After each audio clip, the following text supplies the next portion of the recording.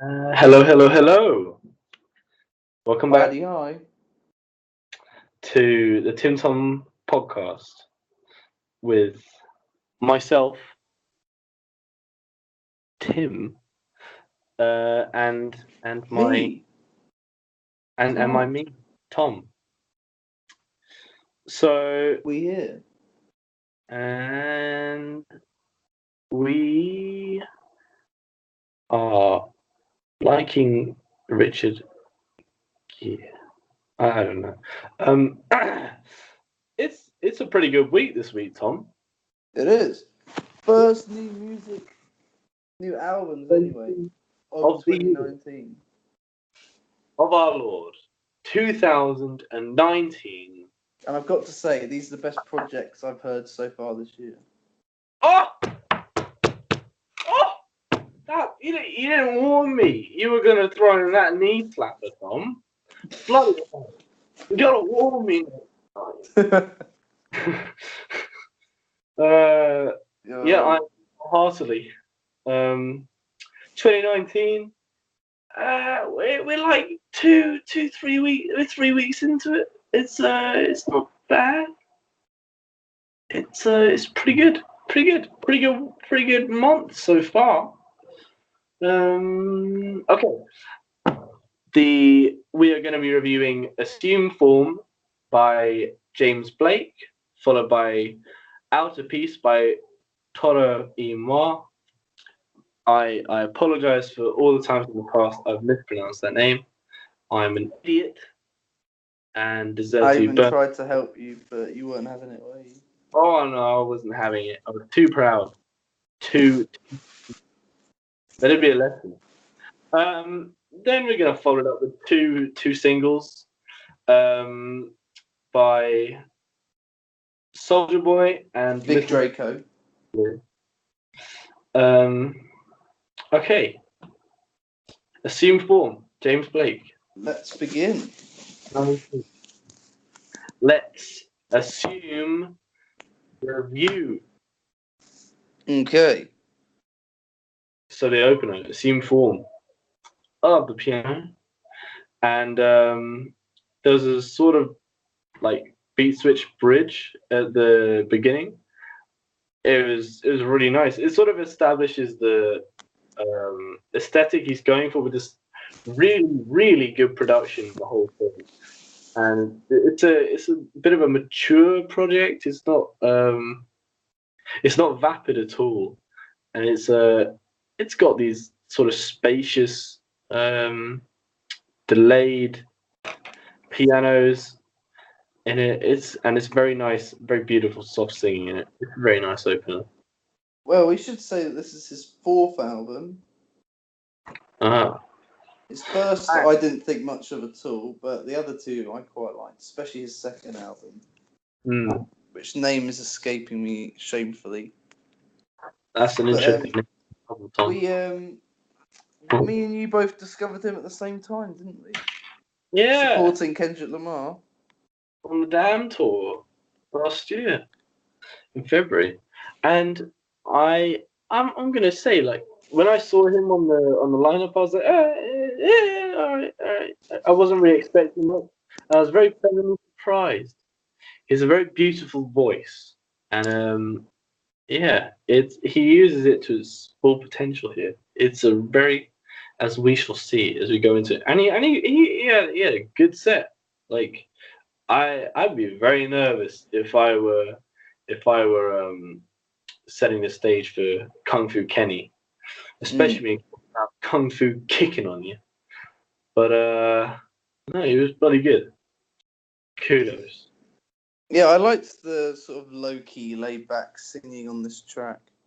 Mm. And I thought when the strings came in, it was particularly beautiful.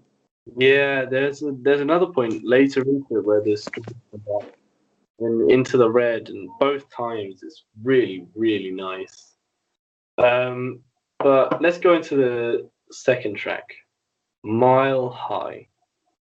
Tom, would you like to introduce it and give your Well, I thoughts? thought it was a interesting collection of ideas that didn't necessarily work that well together, but were very good on their own. I really liked the beat from Metro Boomin. I thought Travis's performance was pretty good. The melodies he reached throughout the thing very well. I agree.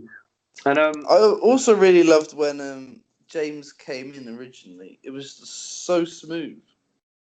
yeah, and I'm gonna say I'm a fan of when he came in the second time because he was sort of hitting the same. He was hitting the same notes that Travis Scott was hitting, and they sort of complement each other with the auto tune and then just like a raw voice. I like that a lot, and it was pretty interesting with this Metro Boomin trap beat with the rest of the aesthetic, which is sort of, I don't know. It felt like there was a bit of friction there between the ideas, as Definitely. you sort of. I'm not quite sure how I feel about it. I liked it, but I wasn't.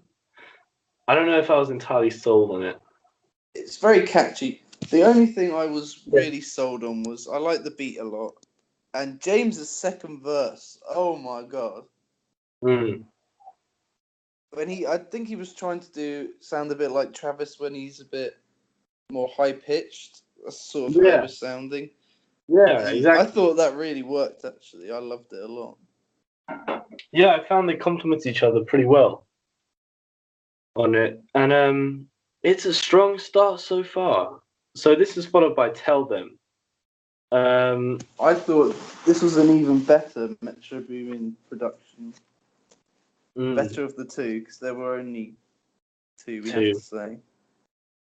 Back to back, which was an interesting decision from a tracklist point of view. Yeah. I thought James's hook again, amazing. I think his singing throughout fairly solid to great. But I did not like the feature Moses Simon on this song at all. You didn't like him? No, I didn't like his voice. Oh, see, I was gonna shout that out. I was a big fan. It was those parts. Well, please do. Towards the tail end of the track when he's hitting these really high notes, like it sounded like it was from Damn. I thought it reminded me a lot of one of the instrumentals on Damn. Oh no, one of the vocal bits of Damn, which was pretty interesting. But yeah, I agree. I really love the instrumental. And with that, we'll go on to Into the Red, which was, I'd say it was this song which sort of sold me on the album. It was after this song that once I was listening to it, I was like, oh, this is actually pretty good, you know. Perhaps there's a reason why it's getting so much buzz, and I really, really love the strings in this, and it works with the vocals and the other rest of the instrumental. This really like emotive soundscape. It was and there's that hook. It was the gold rush. Oh, it's really, really beautiful. That's a running thing with this. A lot of the instrumentals on this are, they're sort of delicate and they are like pretty beautiful. It's a very, very nice album. I really liked the instrumental on this song, and I thought his choice of lyrics was quite interesting because he went for a bit more bizarre words, like he topped into the thesaurus for this one, I think. But his vocals, I didn't like the effect he used. It really put me off this song. I was a fan. I was a fan. So yeah. I thought everything complemented each other. I thought it worked. It worked well, and it culminated into this very nice piece. I think there was far nicer to come on the next track, Barefoot in the Park, with Rosalia, who had the only verses on the song, singing in, was it Spanish? I think it was Spanish. I'm not sure. Because she is a Spanish speaker, as far as I'm aware. So that seems like a fairly solid deduction then. But so her singing was lovely. I couldn't tell you what she was saying, but I did genius it, and apparently it's a reference to an older song. Mm-hmm. I can't comment on that. But when they duetted, oh, that was orgasmic, Yeah. if I may say. That's orgasmic is in to do with the ears, but Tom's using the German word there. We're not using any profanity here. No, sorry, I didn't mean orgasmic. That was a typo. Oh, a German type happens every now and then. Thanks for covering. Don't Yes, worry. just a beautiful selection of two fantastic voices. Beautiful.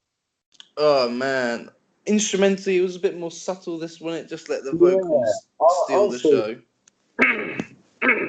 and Good job. it did sort of conjures up images. It's pretty original. But I liked the follow up as well. Can't believe the way we flow. I found so although there's a break of there's a silence for I'd say like 2-3 seconds, but then it follows pretty seamlessly on from Barefoot in the Park. Follow like the tail end of that into this one. It's really nice. There's probably a beat switch, which is like pretty great to go into this new song. And I was a big fan of the delayed effect on a lot of the on this song, and this was one of the first times that it uses a choir, I think, because that happens again later into the album, and I found this track to be especially dreamy and blissful, especially with the vocals. Well, the glitchy production comes from an artist I've sort of heard a bit of, One O Tricks Point Never. Mm-hmm. And so that's why this is the only really sort of glitchy instrumental, isn't it? I didn't find it to be all that glitchy. Maybe I'm remembering wrong, but I just found it to be very smooth and dreamy. Well, I really liked the song, apart from the constant, well, not constant, I think it happened twice on the song, where it switched from where it was playing the sample as it was to when it was slowed down and pitched down a bit. And I thought those transitions were really clunky. And I Okay. didn't like it. Well, it's not that I didn't like it, it stood out as quite. Yeah, it's a fair criticism. I didn't necessarily dislike it for that, but Yeah. well, maybe I suppose I did really, as I pointed out, it was a bit of a moan. But I like this song as a whole, and I think it was a very interesting addition to the track listing, which I must say was very varied.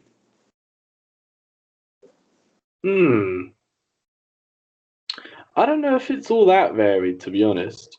It's all definitely in the same vein. There's like a solid vision here that he's worked towards and cultivated, and there's not many which stand out as being like out or straying from that as such. Like I'd say the closest to that is like Mile High, which is very different.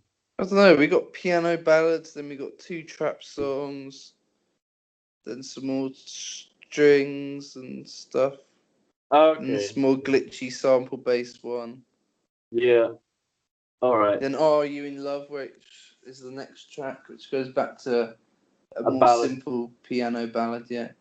Well, It's there sort of harpsichord at the start, which I thought was pretty interesting. he I don't know. likes to use a variety of instruments. Yeah. I think we had an organ, and I can't remember. There was another weird use of instruments later on. Yeah.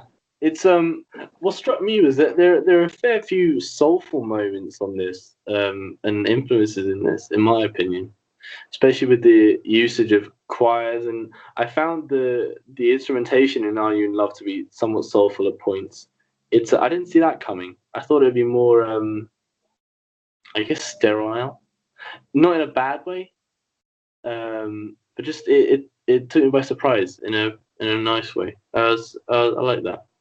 And a lot of the songs sort of try and build towards not necessarily a crescendo, but more of they build up towards the end. Everything coming like it's not stripped down at all. But it's not overproduced. It's a nice. It is And well. just like Can't Believe the Way We Flow, amazing hook. Yeah. And it And sort then of worked really well with the Simz that came in towards the end.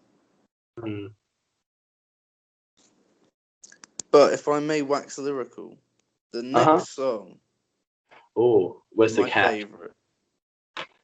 Not my favorite. Honest, well, not to do it an injustice, but I mean it's great. My favorite is the next song, as far as I know, is the next song. But where's the catch is like close second. Yeah, This has, a great. I mean, it's just crazy. It starts off with these really ominous pianos, and then James's beautiful singing. And there's also this like guitar in it as well. This distorted guitar, which reminded me a lot of that. In that the what is it? Is it a bridge? Is it a break? It's a beat switch. The beat switching bridge. You know, right before that part. Yeah. Oh yeah, I know what you mean. One in there. And just before Andre 3000 comes in, and in the hook, it was interesting because just before that, he keeps singing in his normal voice, and then there must be a catch. I don't know what happened to his voice, but he made it sound so croaky and distorted. It was really interesting. And then Andre 3 stacks, he comes in. Oh man, that was just an amazing little verse. He says he hates petty verses and he thinks it might be petty. I didn't catch anything petty about this. Yeah. But then, as you said, straight after that, the beat switches and then they start duetting. Or sort of duetting. They're sort of going back and forth singing. And I thought that worked really well. One thing I ran found the track off with it when it was a bit more bouncy. Yeah, exactly. I was going to talk about Andre's flow and how it really complements the bass and the beat, and it gives this great energy to it, and it sort of bounces into it, as you said, like bouncy. That's what happens. It's sort of bouncing, like going up and down, and it's really nice. It gets you moving. It's really good as far as features go. Like, very good. See, but Andre or Rosalia is the best feature for me. But I just love the way that this track progresses. Yeah, I found and then there's sort of a bit of an abstract bit of instrumentation towards the end, which it was reminding me of one of the Aphex Twin project. I think like early stuff, but like it was reminding me of that. It was a bit weird. Yeah, there are some experimental moments on this, which is pretty interesting. Okay, do you have any final thoughts for this song, Tom? Oh, it's just my favourite song on the album. I thought everything was amazing. And next we're going to I'll Come To. Yep. Yeah. Which is my favourite song on the album. Oh, really? Yeah.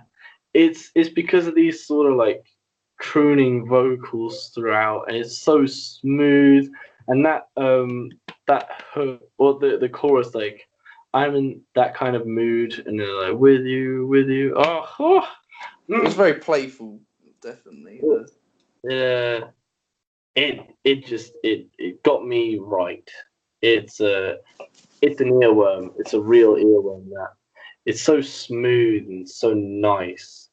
It's the vocals in it, he delivers them so well. I find it's it's it's passionate. It's nice. Um, any other thoughts? I thought this one. I mean, I liked it. I didn't think it stood out for me nearly as much as you seem to like it. Yeah. But I love the string arrangements again on this song. I thought were pretty fantastic. And so next up, there's the next two songs. I didn't really have much to say about, honestly. If you have any thoughts, then the floor is yours.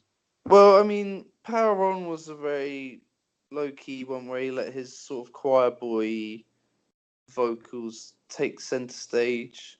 It started off with this sort of low violins and this crazy synth lead comes in, which Yeah, I did I like wasn't a big fan actually. of the synth, to be honest. Pardon? I wasn't a big fan of the synth here. Oh, I thought they were used quite well personally.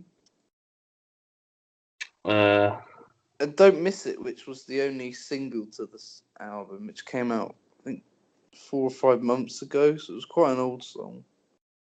Really, I wouldn't have thought that would be the single. I would have thought it would have been one of the ones with a feature on it. Would have been the single. Well, Mile High came out the day before the album Yeah, as well, but I don't usually count those because I wouldn't have listened to it before the album anyway. yeah. And it had a nice sentiment to it, but I didn't like the high pitched vocal effect on his voice. I liked the tail end of "Don't Miss It." With that sort of that he repeats the line over and over again, like "Don't listen like I did," and that's a nice bit of introspection there. And there was a sort of there's an interesting like chord change as well toward the end. That chord progression that he uses, it it sounded to me like something out of a Radiohead song. It was sentimental. It was nice. I liked the pound, and I didn't really get much out of that song. Um, but then there's the closer, "Lullaby for My Insomniac." What an amazing song title. Yeah. Oh, yeah. And it It's a was beautiful song. sort of an a cappella. The only Yeah, yeah. instrumental was his own vocals layered on top of each other.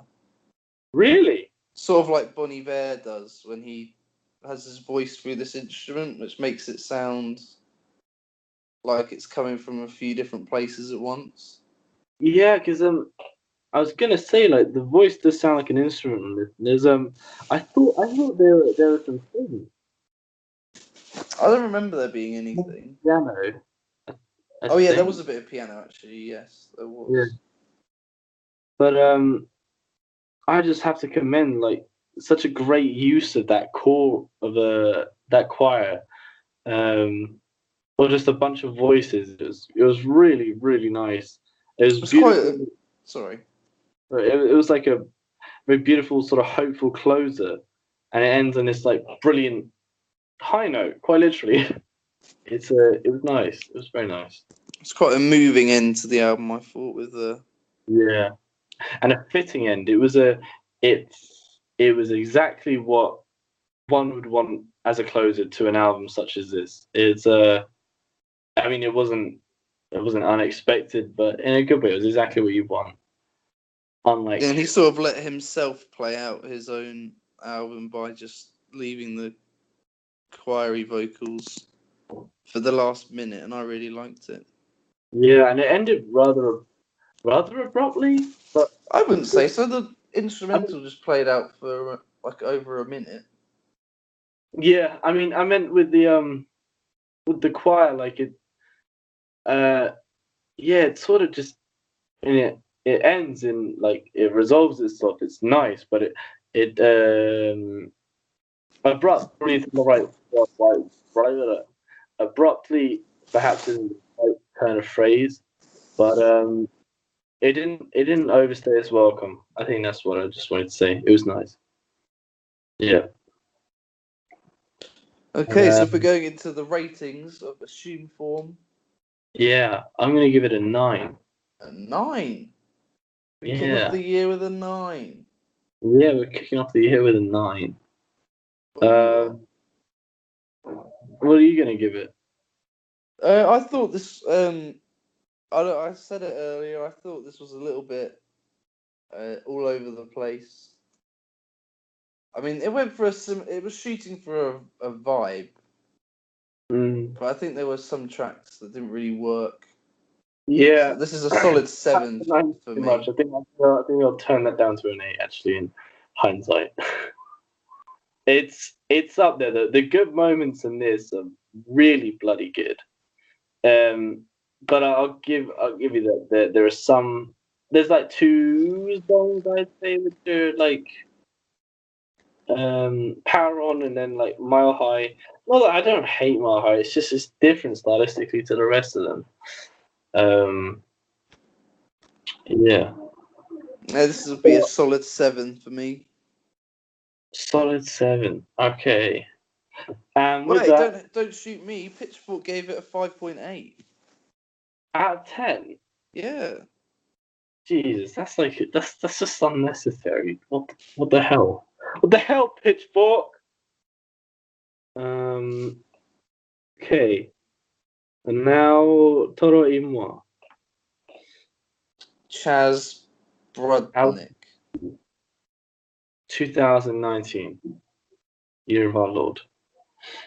Oh, What a really? stunning album for the dead of winter. Let's wheel it back from the description of the album for a second. This is his 7th studio album, That's pretty and prolific. in the 4th different genre. He's the lone survivor of the death of Chillwave as well, which is a genre I can't say I was a massive fan of. I think his when I was a pretty big fan of it when it came. That was like 2014 Chillwave. Wasn't it 2013, 2014? I thought it was more turn of the decade, 10, 11. Um, I'd say uh, perhaps, but it's there was chillwave stuff coming out in like 2013. There was this was it Tycho? Tycho were a chillwave band who were bringing out stuff around 2013. And I think after, but no one really paid attention to. But like, yeah, I guess turn of the decade, sort of 2010 to 2013. Yeah. Well, anyway, since then he's released. Oh So he released 4 of those were Chillwave albums. bloody Then he hell! brought That's out a house album, and then he's done a more folky, rocky one. And then on his last album, Boo, he did a. Oh no, sorry, the last 2 were sort of psych rock albums, especially Boo, his last one. And you. now we're in yet another new direction. Chaz has decided on this occasion to give us a synth funk album, or as Apple Music has decided to label it, indie pop, Yeah, no, that's which I completely, don't see at all. No. that's completely wrong. What the hell? Um, but yeah, I mean, you made a point prior to the podcast, which I think sums it up pretty well, um, about regarding its. I don't I didn't see why it was released this early into the year because it sounds like a summer album, but you made the point. Would you like to make it or? Well, in the single that we reviewed, he mentions that even with all this weather, nothing can make it better than music. He's just trying to cheer us up with some funky jams, of which we have 10 here, 31 minutes of material. Was it a good length for you? I think it's a perfect length, honestly. Like it goes by like that. And I listened to I think 30 minutes is a good length. If for a project such as this or and then I listened to the No Name project, that's around 34 minutes. Mm-hmm. Like for that sort of style, it's a good length. It allows There's some room to breathe and sort of stretch a bit. And especially like those two projects, when there are no duds, Yeah, exactly. it's just a vibe of Yeah. good songs. You don't really want it to be much longer than that, do you? No, you don't want it to outstay its welcome. It comes in and it gives you just a bunch of great tracks, and it's there for a good, it's there for like time, and then it's not too short. It's just perfect length. And can I also Um, say that I really love the album artwork? It just looks yeah, me futuristic too. and cool. Me too. It's really cool. It complements the vibe of the album so well as well. It's yeah. And you were saying you were thinking of getting it on vinyl, and I think that's a great idea. I The have one that records in like like a a color, like it a is an orange it's like no it's violet, I think. violet. Hey, Mm. I'm happy. Okay, let's get into this. Fading Fade. was the opener. Yeah. What great drums! I can hear them now in my head. The dun dun dun dun dun dun. It's bloody awesome. And there's like And really there was nice vocals in it as well. yeah, they were quite weird though, Yeah, weren't they? The vocal yeah. samples. They're pretty abstract. Sort of. I don't know the word to describe it because it's not like screaming or wailing, but it's in that sort of ballpark. It's a bit shrieky. Yeah, yeah. And it just complements it so well. It's another instrument. But Mm. there's like a nice And it, harmony between those vocals and then the synth sort of at the chorus part, and there's a pretty cool EQ that you put on it. I noticed because you said one of his albums was a house album, mhm. so he's got some experience like DJing and stuff, and he knows this part of the chorus. He sort of EQs it such that um it gets sort of tinny, and then when the bass is going to come in, he brings it back, and the bass comes back. It was really effective, impressive. This funky groove as well. You mentioned Yeah, the Simz. Oh man, but the there are funk, some great bass lines on this album. yeah, one of the best of which is on the next song, "Ordinary Mm. Pleasure." Now we have reviewed this before, but let's just go over it again. We're not going to gloss over this beautiful track. It maximizes my pleasure when I listen to it. Um, it's It's got. Would I be right in saying this is a walking bass line, Tom? I'd agree with that. The way that Yeah. it's Very it was fun. with the walking bass line, you want it to sort of go on for a little longer than you expect, Mm. and this one definitely does that because you don't expect it to just keep going for as long as it does. It definitely Oh, sort of I want to see this takes you for a live. ride all by itself. It really does. I can hear it now. Dum, dum, dum, dum, dum, dum, dum, dum, dum, dum, dum, And dum, this is dum. probably the funniest he gets lyrically as well. I think this Yeah, is definitely the we most already playful song. one of our previous reviews. Go back and watch it. But there's Ordinary some. pleasure. I like it even more now that I've heard Yeah, me the too. tracks it's sandwiched between. It's and the track on the other side is really good, but just further to the lyrics, there's like a sort of light-hearted like nihilism to it. It's pretty cheeky. But yeah, Laws of the Universe, further great bass and drums, like and it has this really cool sort of twangy guitar melody. But then this sort of chilled out chorus, and then later on, I felt there was some housey, or in the chorus, I felt there was some housey synths. Um, And in there was the chorus. Then it was a sort of beat breakdown that was more housey, wasn't it? yeah, that's what I Before the meant. bass line comes back in, and I loved the way he was humming along to it the second time it came around.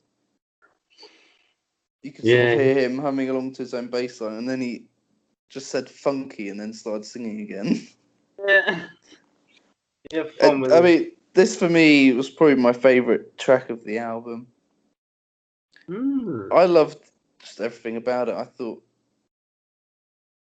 I mean, the lyrics I didn't really understand where he was going with it, but I didn't really care because the instrumentals were all so great. Yeah, I'll agree with you. It's my favorite track on the album too. And it took you for a journey. It was the only one that it went somewhere. It took you somewhere with the funky bass line. Then it broke down a bit, and then it came back again. Oh, it's good. Then it's followed by "Miss Me," which is good, but it's a pretty sharp slowdown in Yes, regards, and it's sort of like a strip. It's not wholly stripped down, but in comparison to the previous tracks, it's somewhat stripped back. yeah. Considering how busy the other beats were, this one's a lot slower, a lot less groovy. And it's like a bit more spacious as well. Yeah. And vocally, it's handled by alternative pop artist Abra. Abra. Who I must say I do not know too much about, but no, she did a nice job. It was a lovely track, but I thought to put it here didn't make a lot of sense to me. I mean, it's just been the previous 3 tracks, like boom, boom, boom, we're going, and now we're gonna slow down quite a lot. That's potentially like a pacing issue with it, but it's a good, and it's got this really delightful vocal performance. Simply delight. Yeah, she did a great job. And yeah, she soulfully serenades us. It's very nice. Then there's on to New House, which it has this sort of trappy beat, you know. And it's also a bit glitchy. And this one, I think it was sort of with Miss Me, it was sort of slowed down. Then here we picked up a tiny little bit. Yeah, but we're still in that off when it comes to. And I quite sorry. No, don't worry. I quite like the refrain at the beginning of wanting a brand new house, something you can't have and can't afford. I thought that was very relatable. And he sounded a bit like Kevin Abstract, I thought, when he was singing that. You know, when he puts the vocals on for Brockhampton, I thought he sounded a bit similar.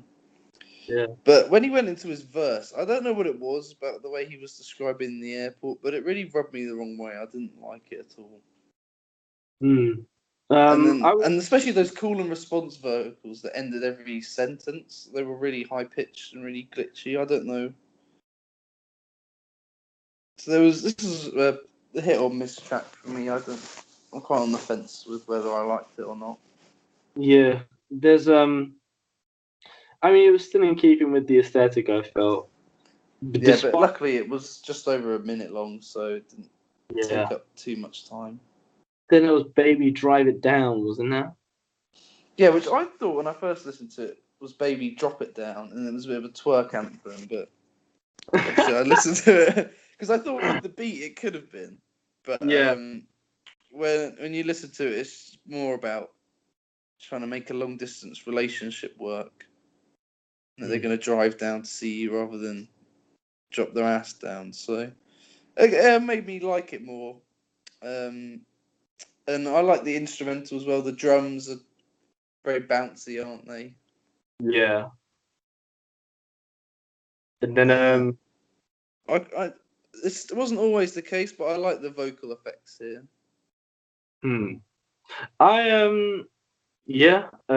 I preferred the sort of auto tune that was on New House, but it wasn't bad. And then there was Freelance, wasn't there? Yes, which was another single, but I don't believe we reviewed it. Although you mentioned it a little bit when you were talking about the other one. Yeah. I thought that was a great hook, and it's back to the synth funk. One thing that struck me was he had like a British accent when he was singing. Did you notice that at times? Or was it just? I'm not sure about that. Off the top of my head, up with his accent. There was it was another great funky track. The synth leads so crazy on this one. This was one of the tracks for me. It really is stuck in my head afterwards. It's that Laws of the Universe fading, ordinary pleasure. Like, they're all good. And Who Am I as well, another great funky track. I'm gonna say, I don't know if this is a controversial opinion, but I thought it sounded like a bit of a club number. Um, in my opinion. I think lyrically it wouldn't let itself be that, just because of where the hook goes, Yeah. which was really fun, really catchy. But then he goes into saying, "Who cares about the party? I just came to see the band play." So I think for that purely it wouldn't be But allowed to be it, because he doesn't want to. Which I found really good. I liked it a lot. And this is probably I think the four songs you mentioned, the two singles, Law of the Universe and Who Am I, are definitely amazing songs. yeah. And there's And again, it was, another great bass line. yeah, as well as I really liked the melody and the sort of echoed beat in it, the effect they put on the beat. I was a big fan of that. That's what made me feel like it was a bit clubby, like it's just the effect they put. I do But see then what you mean, 'cause it's also very fun and very energetic as yeah, well, which would make it work. and then comes the closer. I know the penultimate song. It's so I couldn't believe that it was a closer when I came across it the first time. You skipped Monte Carlo. Oh, my bad. We skipped Monte Carlo, but we had similar thoughts on Monte Carlo, didn't we? Yeah, this is my least favourite song. It really didn't do it for me, to be honest. I didn't get where it was going. I didn't like the feature at all, and I thought that the bassy, almost trap beat he was going for. Yeah, it was the second one with a sort of trappy beat. I just didn't really see a point in it. And this was also, thankfully, this was probably his worst use of auto tune as well. So it's sort of all the bad ideas came together. So you can just skip Monte Carlo and it's all okay. Yeah, because then comes the closer, 50-50, which is just full of feeling. It's got the classic piano with this. It's quite somber, isn't it? The piano Yeah, scale. yeah, and then the synth in it. I believe there was auto tune. Um, it worked well. It felt um, it felt like it was very crisp production. I got the overall vibe that it was sort of reflective. It's sort of if this is all one big long night, then this is sort of early morning. Um, yeah, it was a really good closer. Two good closers on the albums this week. Yeah, and I quite like the vocal effects that again sounded a little bit sad and dejected. Yeah, Not vocal effects, sorry, the sample that just sort of came in every once in a while. yeah, And especially when the song got to the end, I thought it was, like you said, a great closer. yeah. It's a it's always it's always good when an album has a really effective closer. It can make or break an album, in my opinion. And Tom, what would you rate it? I am, given that I liked 8.5 of the songs, I think that's what I'm going to have to give it, as that's just quick maths, isn't it? So, a strong 8. I think I'm gonna have to side with that quick maths. Being a finance student, I love my quick maths. So yeah, 8.5. All right, single time. Well, Now, out single. of nowhere, the man that gave us so much, he gave us Crank That, Kiss Me Through the Phone, Soulja Games Console, Soulja Soldier Boy. Pods. He's pretty much given us 2019 so far. He's given us the best memes as well. It's Drake! Drake! Soulja Boy.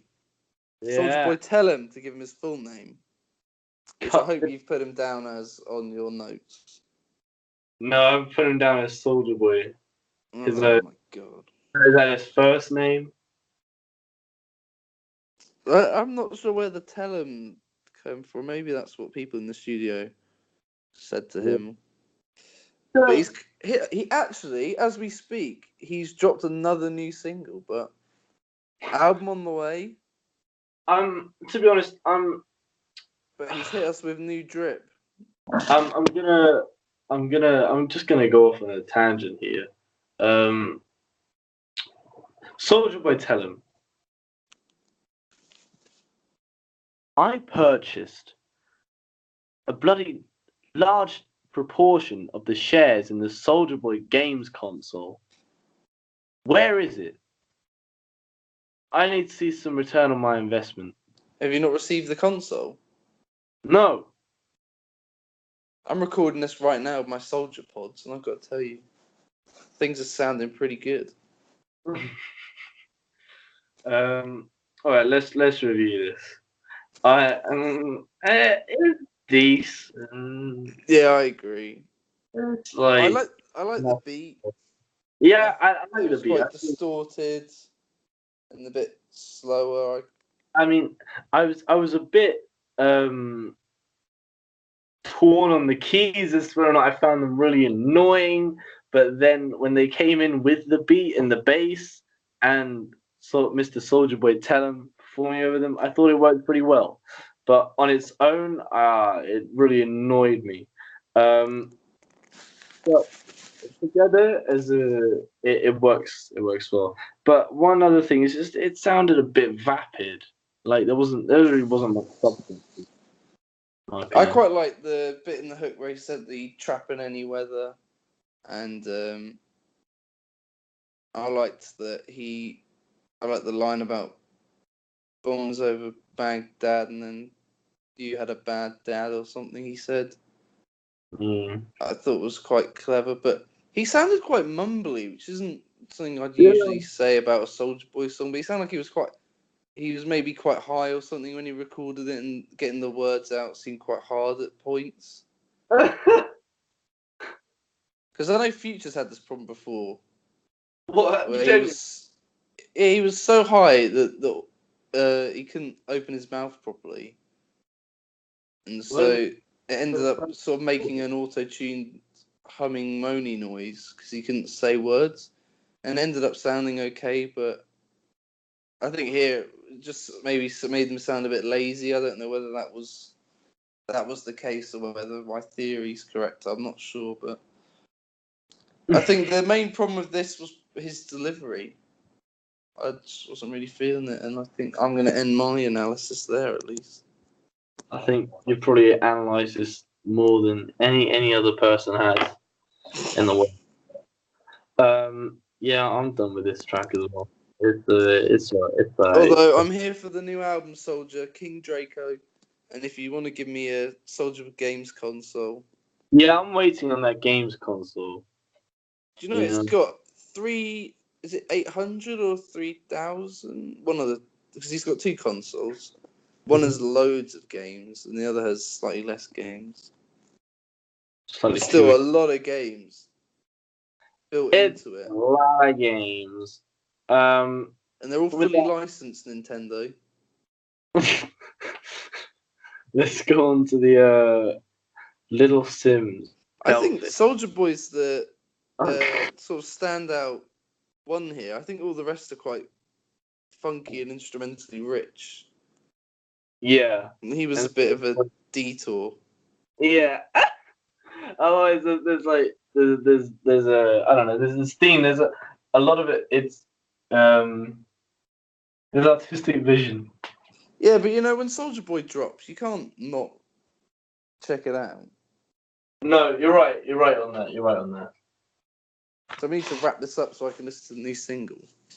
Yeah, and I can do a bit. But we're not going to rush Lil Simz because she's dropped another single. This is the 4th, I believe. Single from now. New album, Grey Area, confirmed. 2nd of March, I believe, is the release date. I'm looking forward to it. 1st of March.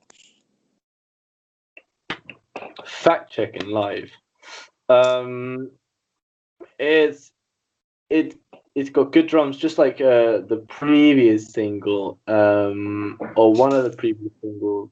Um, I the name escapes me, but that had New really Drip. good.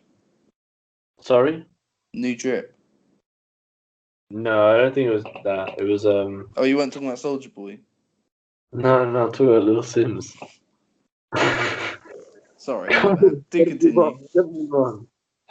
Um, and it has this nice jazzy piano as well, and these sort of delicate vocals in there, which become the chorus.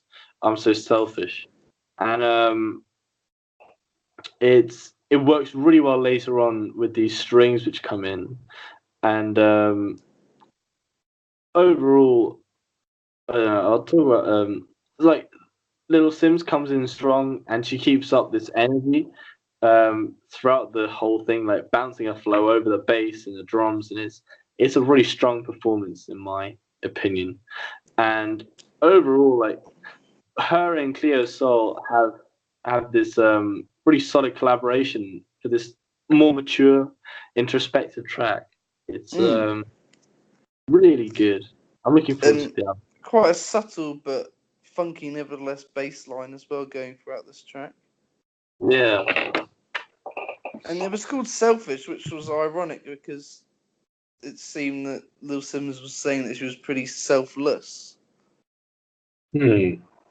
which was an interesting thing there. But, people do it. I enjoyed this song a lot as well. Like you said, I thought Cleo Soul worked really well with the instrumental, and then Simz wrote it really well. Yeah, And ditto you, cannot wait for Grey Area. yeah. It's gonna be good. We saw Little Simz at Afropunk in 2016, and she was really good there. She's just bringing out all kinds of people. She brought out Sid and Gig, Getz. Gets. There you go. Yeah, and Sid. It was great. Afropunk's a great festival, though. If you listen, if you're still listening, you should definitely look it up. It's a fun time. It's a really fun time. It's wholesome. And with that, we're done. And I believe it's going to be a double bill, a double bubble. Yeah, because we're not gonna. Don't think we're sleeping on Future. We're gonna do a separate review of the Wizards. Joining, Some point this week or early next week. and we'll be joined by a guest. Yes, Future himself. Or Kid Cudi So himself. stay tuned for that. Okay, and with that, we bid you adieu. Thanks for watching. We're grateful as always, and we hope that you listen to some of these projects that we talked about, and you let us know what you think. Did you agree? Yeah. Did you disagree? Do you want to kill us in our sleep? All Or do comments you want are to give us a little pat on the back and say well done? the latter rather than the former, hopefully. Okay. Good day.